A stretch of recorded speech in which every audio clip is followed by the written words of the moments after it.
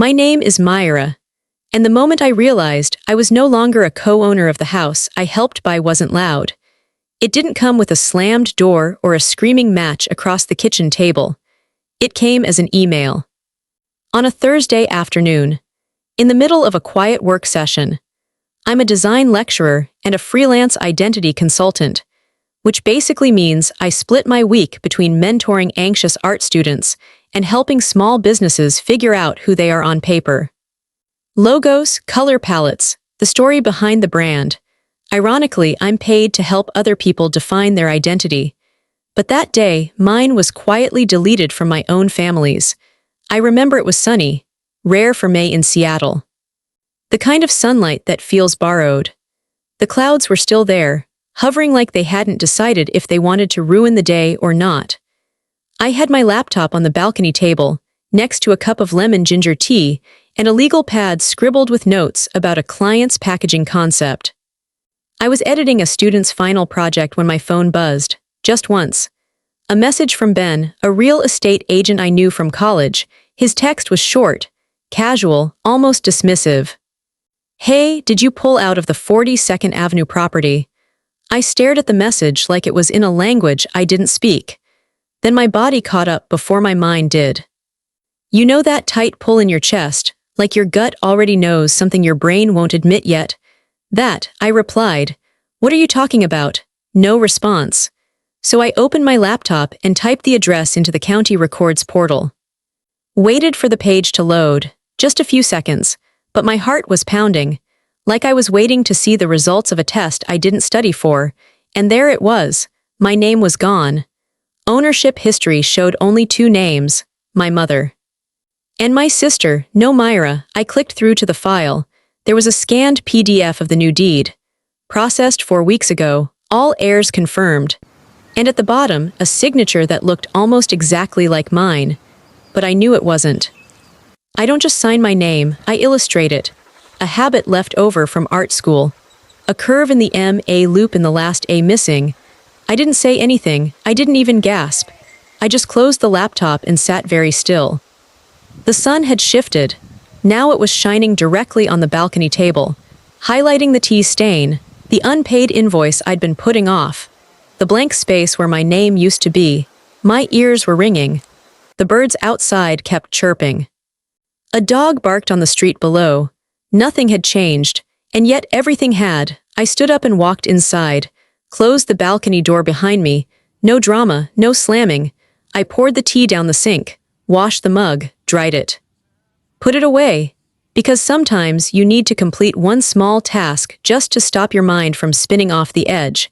Then I walked to my desktop computer, opened my financial folder, and scrolled through every transfer I'd ever sent my family. The rent coverage, the emergency dental, the new fridge I ordered for Mom when hers died in the middle of summer. The $600 I sent my sister when her credit card got frozen. Every favor, every time I said yes, quietly, without asking for anything back. And now, I didn't even exist on the house. Not only was I removed, they forged my consent to do it. They used my silence as permission. And they used my money to fund it. I wasn't just left out. I was written out. Legally, neatly, without warning. That's the moment I realized this wasn't an accident. This was a decision, and I wasn't going to ask them why. I wasn't going to beg for an explanation, because I already knew the answer. I had been convenient, and now I wasn't. So I opened a new folder on my desktop. I named it Quiet Erasure, and I started documenting everything. It had been 3 weeks since I discovered I had been quietly erased from the house I helped pay for. Since the night I sat in my apartment in the half-dark, staring at a forged signature that claimed to be mine. Since I created the folder on my desktop named Quiet Erasure. Since then, I hadn't confronted anyone. I hadn't said a word, not because I was afraid, but because I wanted to see how far they would go when they thought I wouldn't notice. And maybe, if I'm being honest, a small piece of me, still raw and hopeful, wondered if they'd try to make it right. So I planned something, a weekend away. A family reset, as I called it in the group message. No pressure, just time together. A chance for us to sit across the same table, breathe the same air without tension or excuses. I rented a cedarwood cabin in Olympic National Park. It sat on the edge of a clearing, with tall pine trees swaying like old men whispering stories to each other. The photos online showed golden light spilling across a rustic dining table, a stone fireplace, and floor-to-ceiling windows that overlooked a glassy lake. 2 nights, Friday to Sunday. $2,500, paid in full from me. No one offered to split it. They didn't even ask how much it cost. But I didn't tell them either. Because if they showed up, truly showed up, that would have been enough. I spent the entire week planning. Groceries, recipes.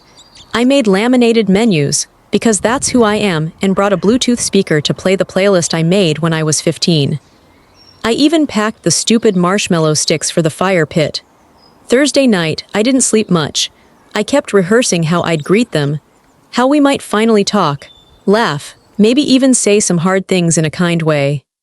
Friday morning came with low gray clouds and a steady drizzle that kissed the edges of the windshield as I drove west. I took the ferry across Puget Sound, sitting in my car with the window cracked, letting the cold air bite at my cheek. Somewhere around the turnoff near Port Angels, the sky started to clear. The trees got taller, the road narrower. It felt like entering another world, one that didn't know my name or what my family had done. I reached the cabin just after 4. The air smelled like wet moss and wood smoke. A squirrel darted across the gravel as I parked. The cabin was even more beautiful in person. Quiet, solid. Untouched by whatever chaos people bring with them, I walked inside. The floor creaked in a warm, welcoming way. The windows glowed amber as the late daylight filtered through the branches outside. I unpacked slowly, set the table for 5, folded the cloth napkins, arranged the mason jar centerpieces with little sprigs of rosemary and baby's breath. I put on the playlist, chose a song we used to play on road trips, opened a bottle of wine, lit the fire. Then I waited. At 5:15 I checked my phone. Nothing. At 6 I texted, running late. No reply. At 6:30 I refreshed the group chat. Still nothing. At 7 the wine had gone warm in my glass. The playlist looped again. I stared at the 5 empty chairs around the table and wondered how many times I had been the one to hold space for people who never showed up. At 7:20 my phone buzzed. Not a message. A notification. Instagram. It was Alyssa. My sister. She posted a photo. Her, my mother, my cousin, at a sleek little Korean barbecue place in Tacoma. Captioned, "Celebrating New Beginnings." I recognized the earrings my mother wore. They were the ones I gave her last year for her birthday. I recognized the jacket on my sister, one I bought her on sale when she said her paycheck was late. I recognized the laugh on their faces, the same one I hadn't heard directed at me in years. I stared at the image until my hand went numb from holding the phone too tightly. Then I turned it off, set it face down on the table. The silence in the cabin didn't comfort me anymore. It mocked me. Every carefully set plate, every folded napkin, every bite of food I had seasoned with the hope that maybe, just maybe, they still saw me as someone worth choosing. But they didn't forget. They chose not to come, so I stood up. Walked to the fire, let the wood burn low, blew out the candles one by one. I packed the food back into its containers, sealed the wine, wiped the table down. I didn't cry, I didn't speak, I just moved, slowly, deliberately. Like I was cleaning up after a party I wasn't invited to in the first place. And before I turned out the lights for the night, I wrote a note. Just a single sentence on the back of the laminated menu. Some tables are only beautiful when empty. Then I went to bed. And for the first time in weeks, I slept without dreaming. When I first sent the invite for the weekend, it was a Thursday morning. I still remember the exact minute I hit send. 7:12 a.m., right after I'd brewed my first coffee and before opening my laptop for work. The message was simple. Weekend getaway, no pressure, just family, food, nature. My treat, let me know if you can make it.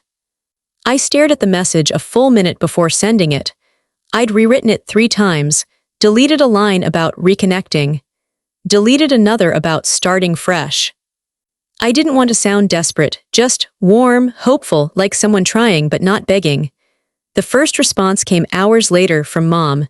She replied, "Not sure I can get away that weekend. I'll let you know." That was it. No smiley face, no follow-up, no "thanks for thinking of us" or "sounds nice." Just uncertainty, wrapped in indifference. I stared at the message longer than I should have. My fingers hovered over the keyboard, tempted to reply to say, "No worries," or "just let me know," or anything to fill the void. But I didn't. I closed the app and tried to focus on work. Tried to write another case summary for the nonprofit legal center where I work, helping tenants fight unfair evictions. I advocate for people being pushed out of places they built their lives in. The irony was bitter. By the afternoon, I got another message from Alyssa. It said, "Looks cool, I'll confirm later." Just that, no excitement, no curiosity, no "what's the plan?" Just hesitation, like she was waiting to see if something better came up. It stung, not because I expected gushing appreciation, but because deep down I knew those weren't placeholder replies. They were answers. Their version of no, stretched out, softened by time, made to sound like maybe. But I recognized the pattern. I'd been penciled in. The truth is, this wasn't the first time I'd made plans they didn't take seriously. I used to think it was bad timing, or logistics, or just family being messy, but it wasn't. It was choice, their choice to treat me as optional.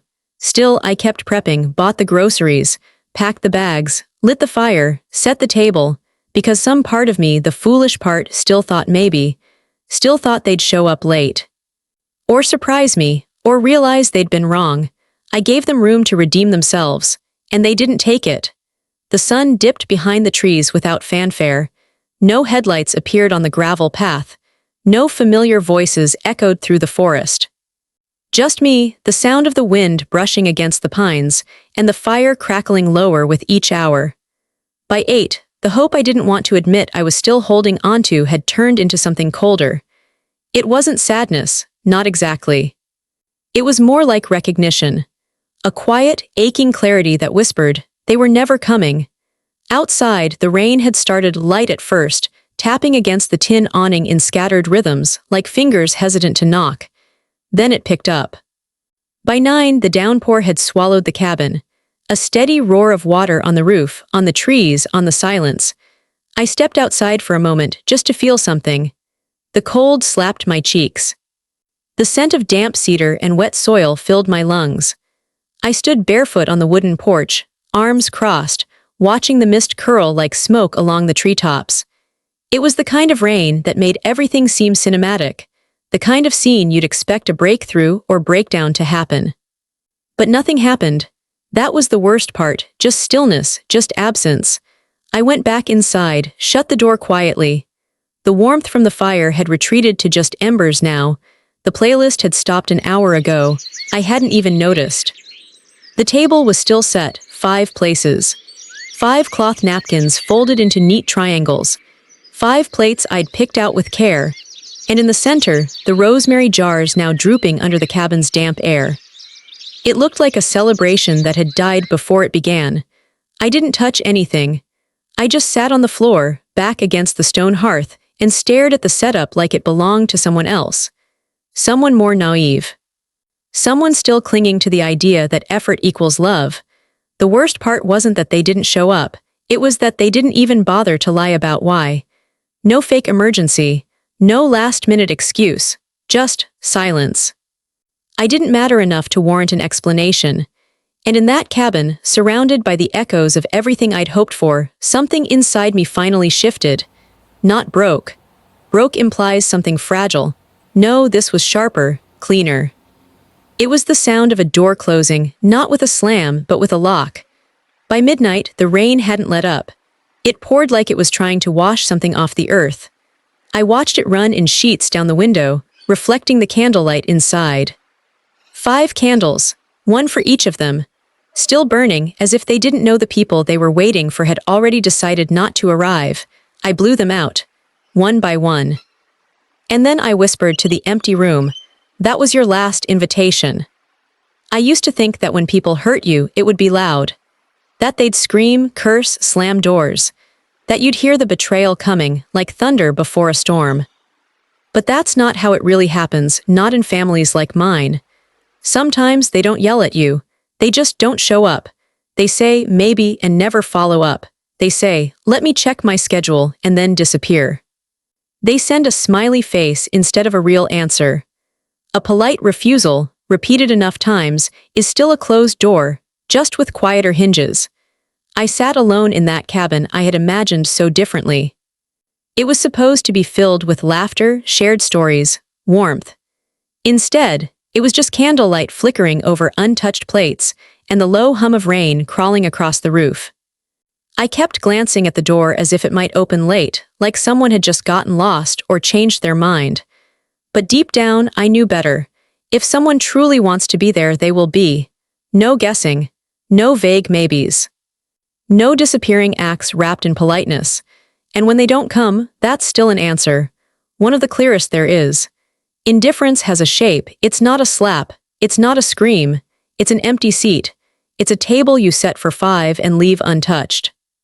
It's a reply that never arrives. I didn't cry. I didn't scream. I didn't text them again, asking why. I just sat there, breathing in the quiet, not peaceful, but sharp, and realized something that had been hovering in the background for years. They didn't forget me, they just didn't choose me. And the worst part, I had gotten used to that. So used to it, in fact, that I had convinced myself it was normal. That maybe I expected too much. That maybe it was my fault for being too emotional, too intense, too invested. But no, there was no storm here, just fog. Creeping in slow, clinging to my skin, making everything harder to see, until the day I finally stopped pretending it wasn't there. That night, in the middle of that silent forest, surrounded by everything I had built for people who didn't bother to show, I stopped defending their absence. They didn't need to scream to show me where I stood. Their silence said it all. It was a Thursday morning when everything shifted. The kind of morning that felt gray before you even opened your eyes. Rain tapped on the windows like it wasn't in a rush to go anywhere, and the sky over Portland looked like someone had smeared ash across the clouds. I sat in my kitchen in worn-out sweats, hair barely pulled into a knot, staring at my laptop. I'd been trying to finish a client's proposal, but the cursor blinked back at me like it knew my head wasn't in it. The coffee next to me had gone cold. I didn't reheat it, didn't even sip it. Then my phone buzzed. It was Jess, a friend from college who now worked in real estate.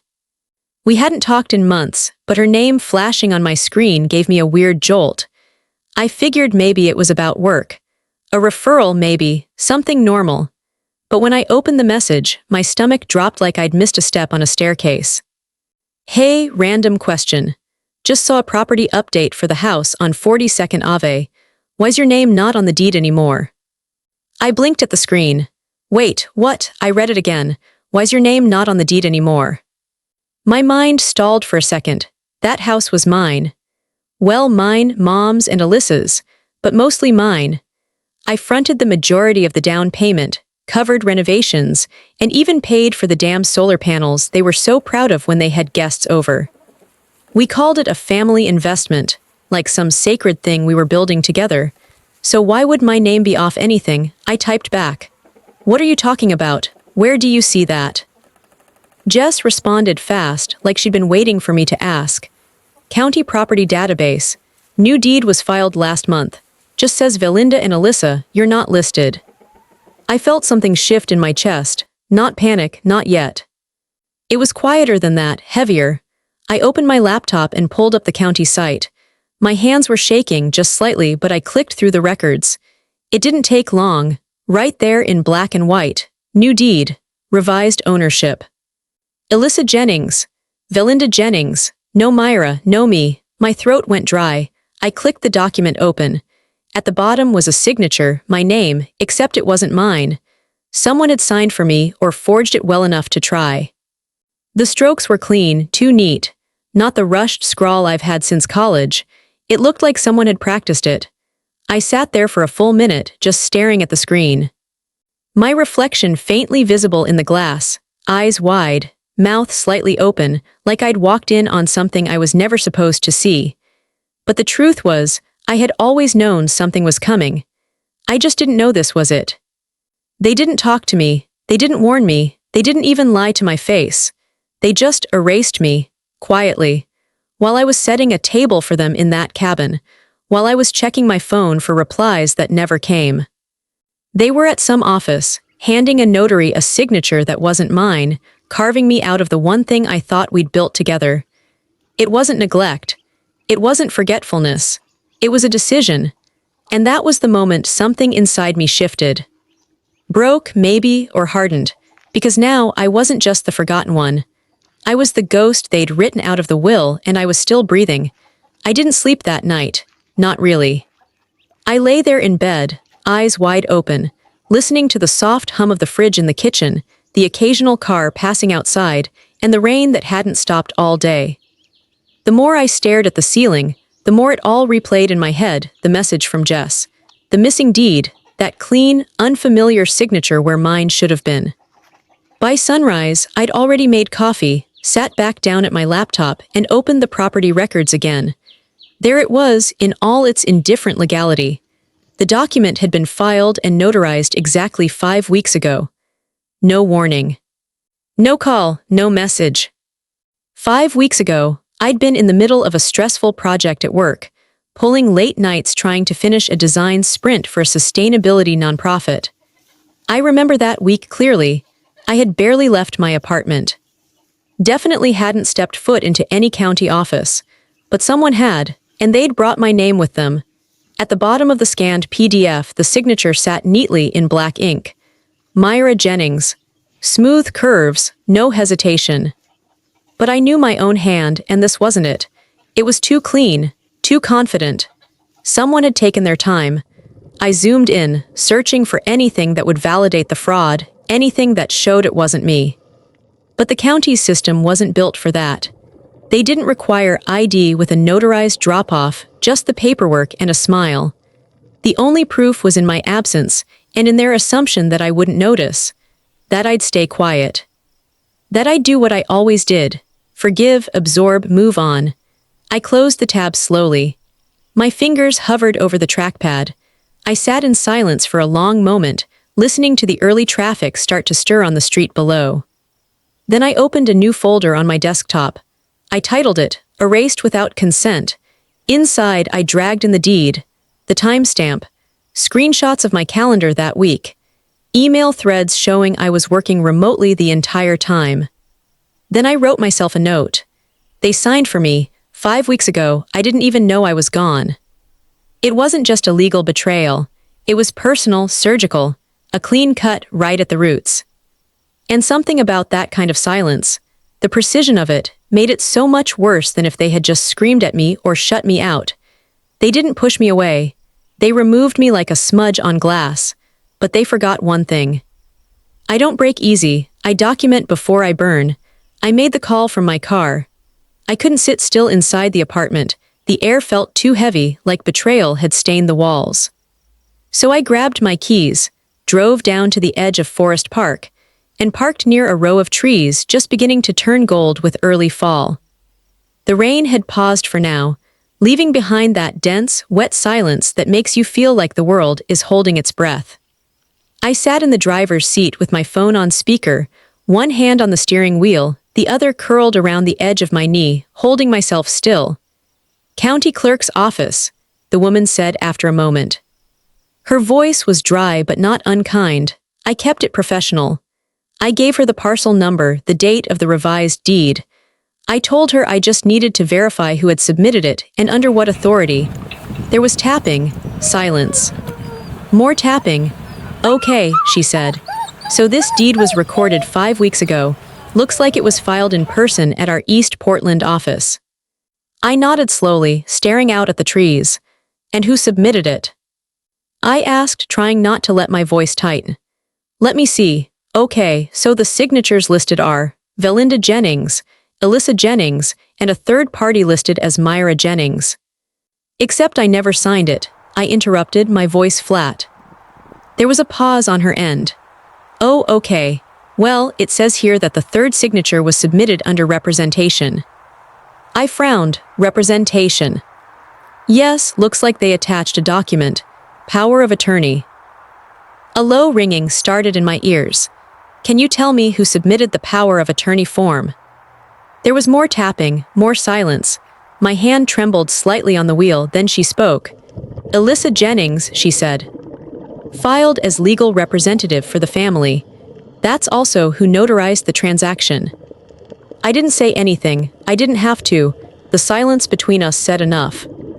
I mean, if you believe this was unauthorized, you might want to speak with an attorney, she added, almost carefully. Yeah, I said finally, voice hollow. Yeah, I will. I ended the call and sat there, engine off, windshield fogging around the edges. The birds outside were chirping like nothing had happened. Cars passed occasionally behind me, splashing through puddles. The world continued spinning, utterly indifferent. But for me, time had split, because now I knew the truth. It wasn't some stranger. It wasn't a distant relative scheming behind my back. It was Alyssa, my sister, my own blood.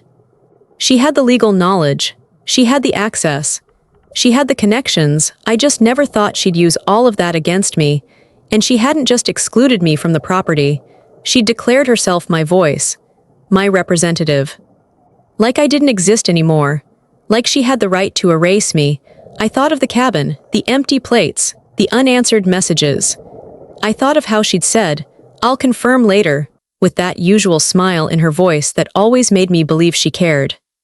But this wasn't passive. This was calculated. I pressed my forehead against the steering wheel and let the betrayal settle in my chest like concrete. This wasn't just about money. It was about control. Power. Silencing me in the one space I helped create. They thought I wouldn't check. They thought I'd stay small. That I'd sit quietly, like I always did. But something cracked open in me in that parking lot. They didn't know it yet, but by cutting me out of the picture, they just handed me the camera. And I was done letting them write the story. I remember it clearly, the way the apartment felt that evening.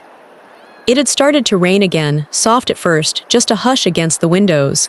Then heavier, not dramatic but constant. The kind of rain that seeps into everything. The kind that makes silence feel deeper. My living room was dim, lit only by a single lamp near the corner where the bookshelf stood. I hadn't even bothered turning on the overhead light. There was a half-finished cup of coffee on the table. Cold, forgotten, like everything else this week. I stood there in the center of the room, laptop clutched in one hand like it might explode, still in the coat I hadn't removed since getting home. I was too restless to sit, too wired to stop.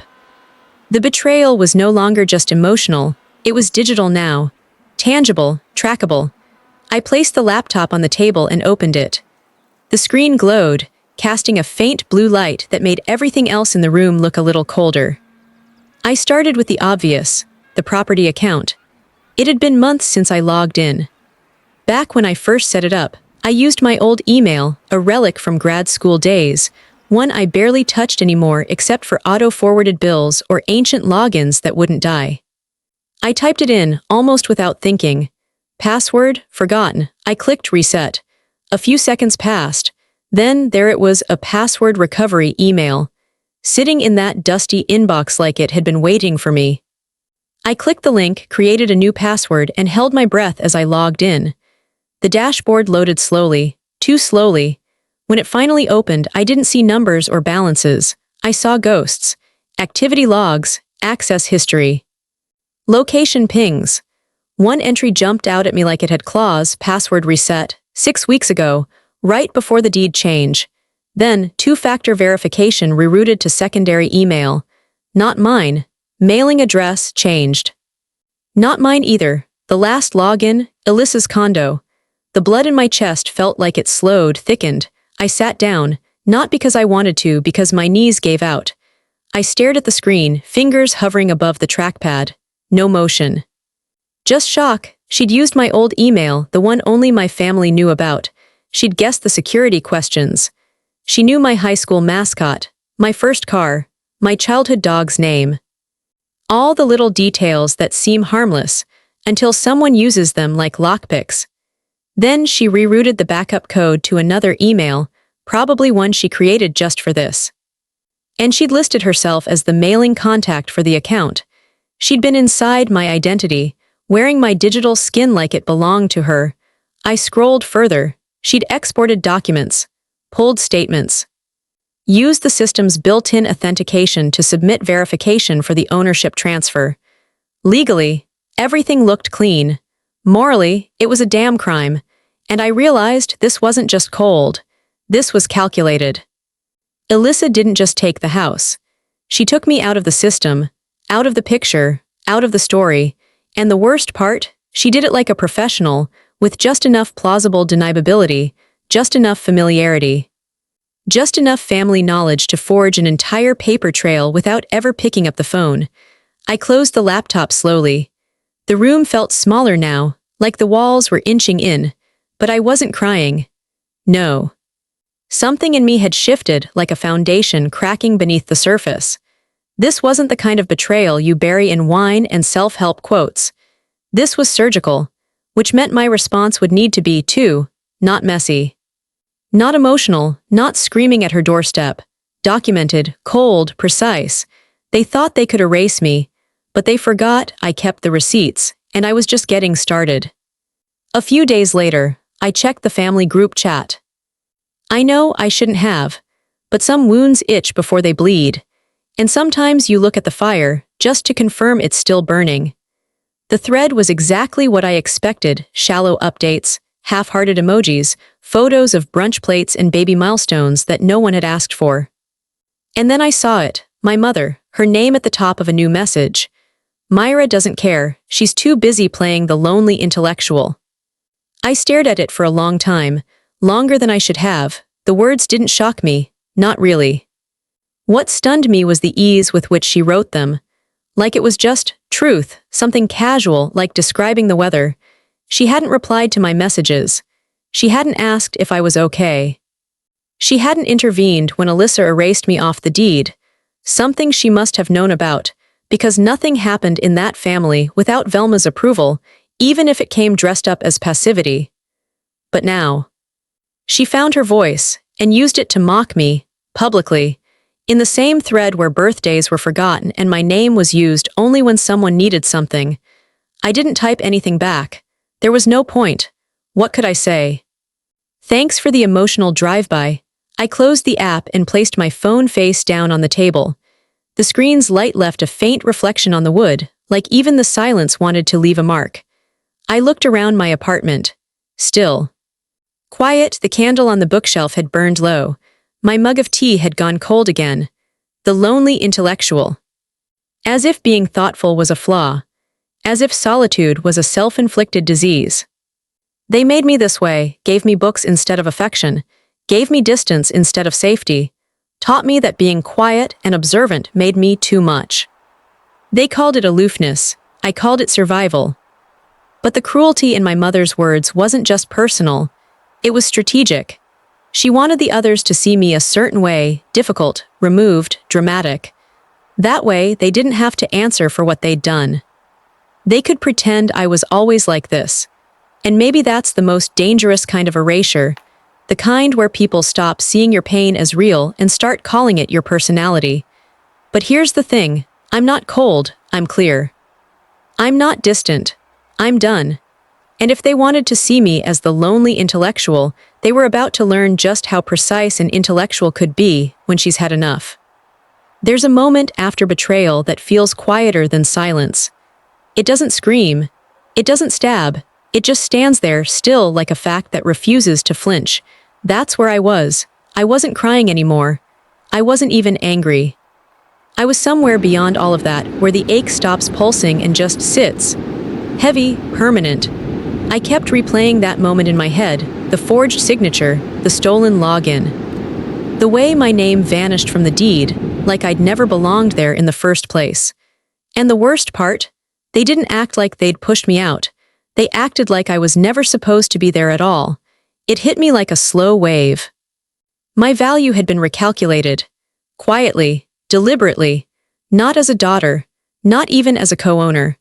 but as someone expendable, useful only until the check cleared, until the wire transfer hit, until the cabin weekend was paid in full. That was the currency I held in this family. Support, sacrifice, silence, but never space, never voice, never permanence. It wasn't just that they'd shut the door behind me. They built the damn door using the planks I paid for. And then they had the audacity to pretend I had wandered away on my own. The emotional math was suddenly crystal clear. They didn't forget me. They removed me. And they did it with smiles, brunch photos, and polite little messages like, "Hope you're doing okay." Or, "Don't be such a stranger," as if I had left. As if I hadn't been cut out with intention. It's a specific kind of grief, when you realize you were the placeholder, not the priority. When your love wasn't too small, it was too easy to take. But here's what they didn't expect, that I'd notice. That I'd trace every nail in that door, that I'd keep the receipts and remember the cost of my own erasure. They thought they were done with me, but I was just getting started. The morning I decided to sever everything, Seattle was gray in that soft, almost apologetic way. Light drizzle kissed the windows of my apartment, tracing slow paths down the glass, like even the sky didn't want to rush me. The rain made the hardwood floors glow darker under my bare feet. I stood in the middle of my living room, still in the oversized hoodie I'd slept in, laptop open on the kitchen island, cursor blinking in rhythm with my heartbeat. I hadn't slept much the night before, not from panic, but calculation. I had gone over every account, every auto payment, every digital tether I'd once thought of as family convenience. Now, I saw them for what they were, open doors I had paid for that only they walked through. I didn't call my mother. I didn't text Alyssa. I didn't ask why. I already knew why. They didn't just stop needing me. They had decided I was no longer worth informing. I opened a new browser tab and logged into my Apple family account. 6 devices were connected, mine, my mom's iPhone and iPad, Alyssa's MacBook, even her husband's iPod that somehow still counted. I hovered my cursor over Remove from Family and didn't hesitate. Click, click, click. Each removal felt like pulling a splinter I hadn't realized was rotting beneath the skin. Next was Netflix. Premium plan, 4 screens. Paid annually by me, quietly. I'd always figured it was easier that way. They'd lost the password a long time ago, but still watched every Thursday night, family movie time, except the family didn't include me anymore. I opened the billing tab, canceled, locked the profiles. Changed the password to a phrase they'd never guess. I was never optional. Then came the health insurance. The name on the card was my mother's. The payment source was mine. Every month, a withdrawal like clockwork. When I'd asked once if she wanted to switch it into her name, she'd laughed and said, "Why complicate something that works?" It hadn't worked for me in a long time. I logged into the health portal, went through the forms, and terminated the policy. It was strange. The site had this cheery confirmation message, like I'd just unsubscribed from a newsletter, and not a lifelong pattern of being taken for granted. I sat back, staring out at the fog settling over the trees outside my window. The city felt distant, muffled. Inside, everything was still. No music, no voices, just the low hum of the fridge and the faint patter of rain. For the first time in weeks, I felt something shift in my chest, not rage. Not even relief, just clarity. This wasn't retaliation. It wasn't cruelty. It was closure, digital, financial, emotional. They wanted access to my resources, not my presence. They wanted me invisible, until the Wi-Fi bill came due. So I gave them exactly that. Invisibility. I wasn't going to fight them anymore in the places they could ignore me. I would act in the places they felt me most. Not in arguments, not in voice notes, but in absence, in denial, in silence that came with real consequence. I took a sip of now-cold coffee and stared at the screen one last time. They may have taken my name off a deed. But I was taking back every piece of me they assumed was theirs. It didn't take long for the silence to get loud. Not mine, theirs. After I pulled the plug on everything, it was like watching a power outage ripple through a city grid. The Apple subscriptions stopped syncing. The health coverage alerts started piling up. Netflix probably kicked them off mid-episode. I didn't check. I expected Alyssa to call. Maybe even her husband, or someone from the family thread trying to guilt-trip me back into position. But I wasn't expecting my mother to be the one who broke first. She called 2 nights later, just past midnight. I remember because I was lying on the couch, half listening to rain hit the balcony railing, letting my body rest after days of sharp, focused movement. When the screen lit up with her name, Mom, still unedited in my contacts, I let it ring twice. 3 times, then I picked up. At first, she didn't say anything. I heard her breathing, then a soft, shaky inhale, and suddenly she cracked, not yelling, crying, not for what they did, but for what they'd lost access to. I didn't know things got this bad, she said, voice trembling. You've always been so quiet. I didn't think you'd actually. I didn't let her finish. I kept my voice calm. Low, clear, I'm not angry, I said, and it was true. The storm had passed. I wasn't raging anymore. I'm just awake now. There was silence on the other end. I could almost hear her searching for the version of me who would have rushed to soften the blow, fill the quiet, apologize for her discomfort. But that version of me was gone. There was nothing left to explain. She started to say something else, maybe to bargain, maybe to redirect blame like always, but I didn't wait. I hung up. Gently, deliberately. I set the phone face down on the coffee table. Then I leaned back and listened to the rain again, steady, honest, indifferent. And for the first time, I felt completely, undeniably clear. After I ended the call, the silence that followed wasn't empty, it was intentional. It wasn't loneliness. It was a boundary finally drawn in ink, not pencil. And that kind of clarity, it doesn't come with applause, it comes with accusations. Within a week, I started hearing the whispers. Not directly, of course. Indirect, always, through texts from mutuals, passive-aggressive posts, group chats I was no longer in but still watched from a distance. She's being cold. She's acting out. She's always been too sensitive. I didn't flinch. Because here's the thing no one tells you. The moment you stop playing the role of the silent savior, the fixer, the forgiver, the one who always bends, they'll call you cruel. Not because you are, but because your absence exposes their comfort. They don't miss you. They miss the version of you who made their lives easier. The one who paid the bills quietly, who showed up without being invited, who stayed after being unacknowledged. And when that version dies, they grieve their convenience, not you. I wasn't being vindictive. I wasn't seeking revenge for drama's sake. I was just done. Done pretending that love without respect still counted. Done earning a seat at a table I built. Done apologizing for waking up. Because awakening isn't rude. It's not harsh. It's not selfish. It's survival. And survival doesn't need an explanation. It only needs a decision. I arrived in Santa Fe on a Sunday evening, just as the sun was starting to bleed behind the Sangre de Cristo Mountains. The sky was the color of smoldering embers, all burnt orange, ash blue, and that bruised purple you only ever see when the desert exhales after a long day. I pulled up to a narrow dirt driveway, dust kicking up around my tires like a sigh from the earth itself. The casita was small.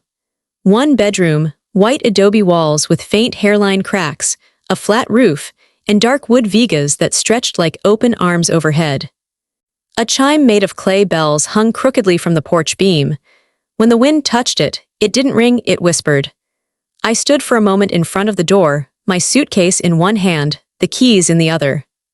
The silence wrapped around me like something sacred, not empty, but clean. Like the world was offering me a reset I didn't have to earn. I didn't cry, not even a tear. But my chest hurt in that way it does when you finally allow yourself to feel safe, and your body doesn't know what to do with that permission. Inside, everything was sun-warmed and quiet. A worn couch hugged the wall.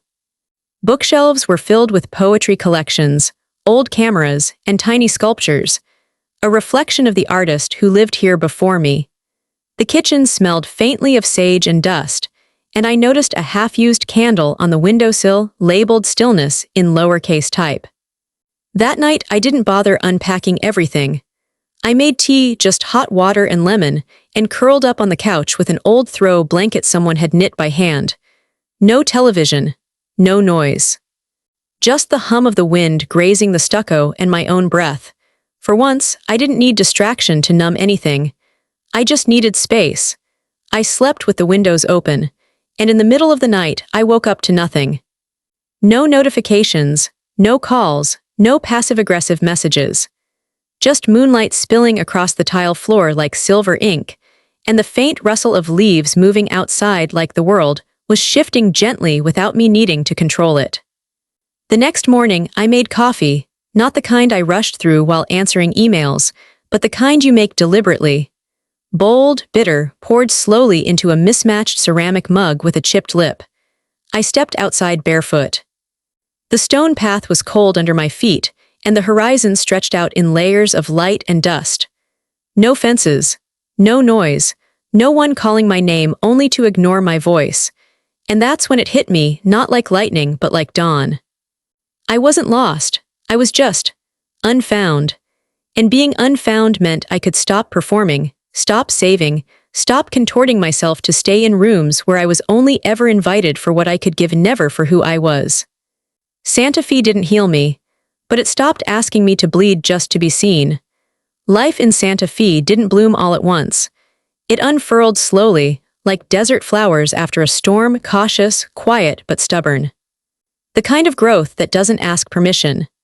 Most mornings started with the same rhythm: coffee, soft light pouring through the windows, and the sound of my own voice echoing faintly through my tiny second bedroom, which I had converted into a makeshift studio and online classroom. I taught creative writing to adults, mostly women in their 30s and 40s, many of whom also carried invisible bruises from families that only celebrated their silence. The work wasn't glamorous. My Wi-Fi flickered whenever the wind got too strong, and I taught half my lessons wearing pajama pants and oversized hoodies. But it mattered. We weren't just talking about metaphors and sentence structure. We were learning how to reclaim language, how to write our names into stories where we were no longer just the footnotes. In the afternoons, when the sun pressed too hard against the adobe walls, I painted. Nothing fancy. Just small, abstract pieces, emotion in color, rage in crimson, betrayal in muted steel. Forgiveness, when I could reach it, looked like faded blue and sand. I didn't sell them. I didn't need to. Hanging them on the wall was enough. Each one was a quiet reminder that my feelings had form, that they took up space and didn't need to be explained. And then there was the podcast. I launched it late one Friday night after a walk under a moon that felt almost too full. I called it The Invisible Giver, a title that came to me in the middle of a journal entry I didn't plan to share with anyone. The first episode was shaky, unpolished, just my voice, raw and real, talking about what it means to give without being seen. Not to complain, not to gain sympathy, but to name what had been unnamed for too long. I didn't market it, I didn't expect anyone to listen. But people did. Messages trickled in. Strangers from across the country, women, men, people estranged from parents or siblings or entire bloodlines, writing to say, I thought it was just me. That's the thing about truth. When you finally speak it, it doesn't echo back empty. It finds other voices, tired, cracked, brave, and builds a chorus. By month 3, the podcast had over 10,000 downloads. Still no sponsors. Still no polished intros or curated Instagram feed. Just me, a cheap mic, and honesty. But for the first time in a long, long time, I wasn't being heard because I was performing. I was being heard because I was finally speaking as myself. It was a quiet Sunday when the letter arrived. Not an email, not a text, an actual letter. Folded into a lavender envelope with uneven handwriting that looked like it had been practiced, erased, and rewritten a dozen times. The return address wasn't familiar, but the name on the back was Amelia Harper, Alyssa's daughter, my niece. I stood in the warm doorway of my tiny Santa Fe home, sunlight stretching across the floor in golden lines, and just stared at it for a while. I hadn't heard from any of them in months. Not since I'd cut the ties clean, not since the house, not since the silence became mutual. I thought about tossing it aside, thought about guarding the piece I had bled for. But something about the way it was sealed, with a little gold sticker shaped like a heart, made me pause. I opened it. Inside was a single piece of lined paper. No punctuation in some places, overused exclamation marks in others. Definitely a child's voice, maybe 12, maybe 13, and completely unfiltered. Dear Auntie Myra. I found your art folder in a box in Mom's closet. It's the one with the painting of the red sky and the blue tree. I think it's so cool. I didn't know you made stuff like that. I want to paint like you.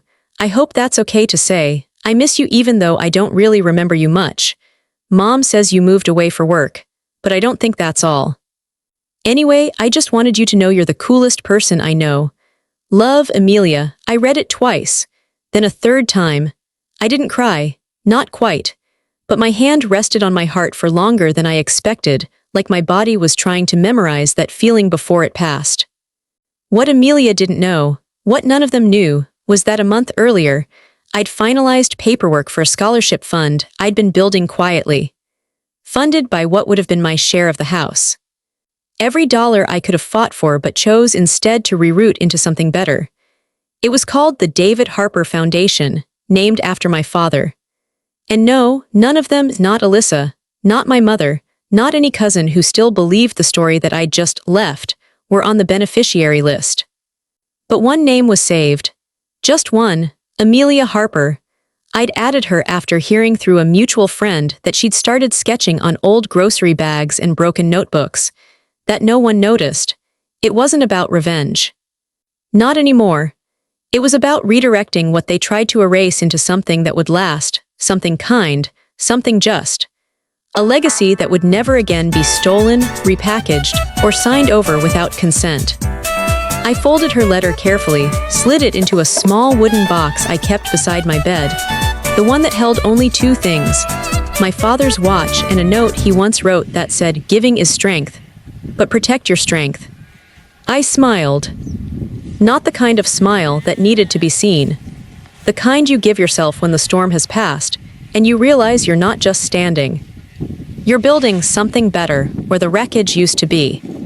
Sometimes people think family is about blood, about genetics, about the people who share your last name or show up in old photos you don't look at anymore. But here's what I've learned. Family isn't who shares your DNA. It's who refuses to erase you when you stop being convenient. It's not the people who smile in the group chat while signing you off the deed. It's the ones who hold the door open, even when you're hard to love, even when you're silent, even when you're figuring it out. And revenge, it's not about making them suffer. It's about making sure you no longer do. It's waking up in a place where no one's lying about you to feel better about themselves. It's reclaiming your name, your voice, your story. It's healing loud enough to echo, even when you do it alone.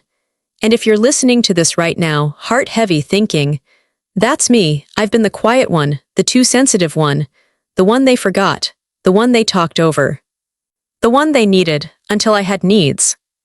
Then hear this, your sensitivity is not your weakness.